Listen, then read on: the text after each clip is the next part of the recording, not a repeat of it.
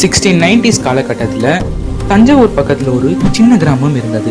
அந்த கிராமத்தில் வல்லம் அப்படின்ற ஒரு மிகப்பெரிய போர் நடந்தது.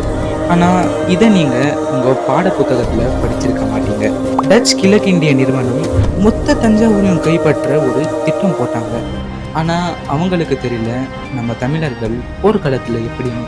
தமிழர்கள் பற்றி சொல்லணும்னா, வளரி வீசும் கையில் விடாரி போல் தீ, சிலம்பின் சுழலில் சிம்மங்களும் அவன் பாதங்களுக்கு கீழ், விடுகதை கொள்க விமானம் போல் பாயும், அம்பின் இடச்சி அரவணைக்கு கண்ணும் மாயும், அவள் கொண்ட அரண்மனைக்கு காட்டும் வேடிக்கை, தீப்பொறி சொரியும் தமிழனின் கைவாள் காத்திருக்கும்.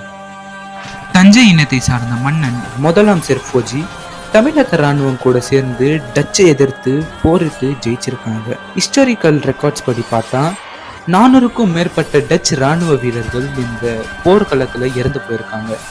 மேலை நாட்டவர்கள் கூட இந்த போர் டச்சுக்கு ஒரு திருப்பு முனையா இருந்ததுன்னு சொல்லியிருக்காங்க. இந்த உண்மை நம்ம வரலாறுல மறிக்கப்பட்டு இருக்கு. இந்த வரலாறை பத்தி முழு விவரம் தெரிஞ்சுக்கணும்னா, அதே சமயம் இந்த மாதிரி பேச வேண்டிய நிறைய விஷயங்கள் உங்களுக்கு தெரிஞ்சா கமெண்ட்ல சொல்லுங்க.